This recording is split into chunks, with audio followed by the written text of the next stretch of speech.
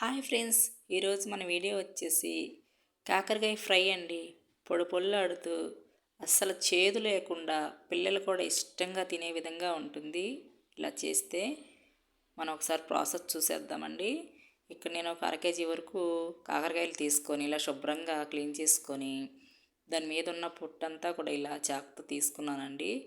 ఇది మొత్తం తీయాల్సిన అవసరం లేదు, ఈ విధంగా తీసుకుంటే చాలు. ఇలా రౌండ్ చక్రాల్లాగా కట్ చేసుకుంటే సరిపోతుందండి.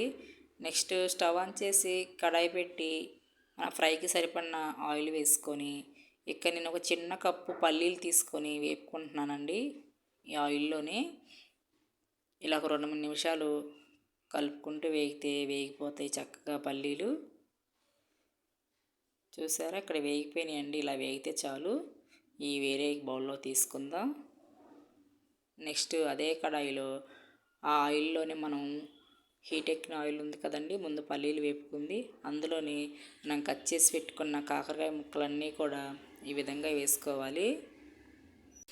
ముక్కలన్నీ వేసుకున్నాక ఒక చిన్న టీ స్పూన్ పసుపు వేసి ఇలా పసుపు అంతా కూడా ముక్కల్లో కలిసేలాగా కలుపుకోవాలండి.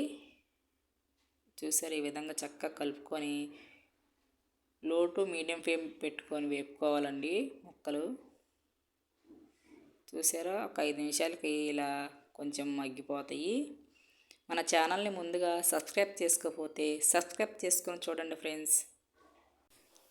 ఈ విధంగా కాకరకాయ ముక్కలన్నీ కూడా ఫ్రై చేసుకోవాలండి. మూత పెట్టుకోకుండానే ఫ్రై చేసుకోవాలి. మనకి ఈ ఫ్రై అంతా తయారవటానికి కనీసం పావు గంట అయినా పడుతుందండి.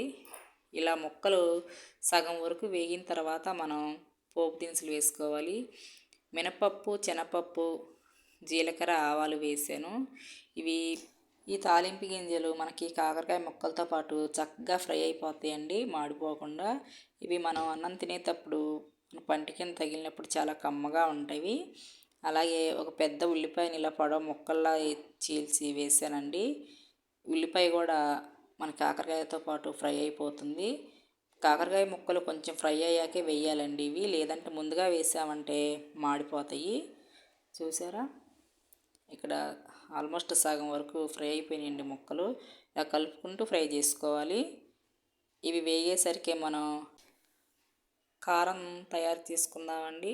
ఇప్పుడు ఒక మిక్సీ జార్ తీసుకొని ఒక 2 స్పూన్ల వరకు కారం తీసుకున్నాను. అలాగే ఒక ఎల్లుల్లిపాయ అండి మొత్తం వేసాను. ఈ విధంగా పలుసు చేసుకోవాలండి.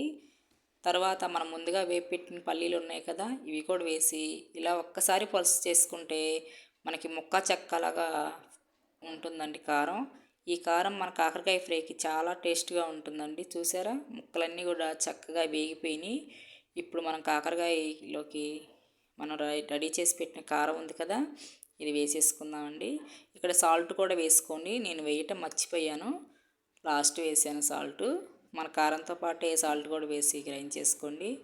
చూసారా, సాల్ట్ మర్చిపోయాను, అందుకే ఇక్కడ వేస్తున్నాను. ఒకసారి వేసేసి కలిపి మొత్తం ముక్కలంతా కూడా పట్టేలాగా ఒక 2 నిమిషాలు ఉంచితే కలిసిపోతుందండి. సాల్ట్ కూడా చాలా టేస్ట్గా ఉంటుందండి ఇలా చేస్తే. పిల్లలకి ఇష్టం లేని పిల్లలు ఉంటారు కదా, వాళ్ళు కూడా తింటారు. కాకరకాయ ఫ్రై అంటే అంత బాగుంటుంది, అస్సలు చేదు ఉండదండి, పిల్లలకు కూడా నచ్చుతుంది. వీడియో కనుక నచ్చితే ఒక లైక్ ఇచ్చి సబ్స్క్రైబ్ చేసుకోండి. థ్యాంక్ యూ అండి.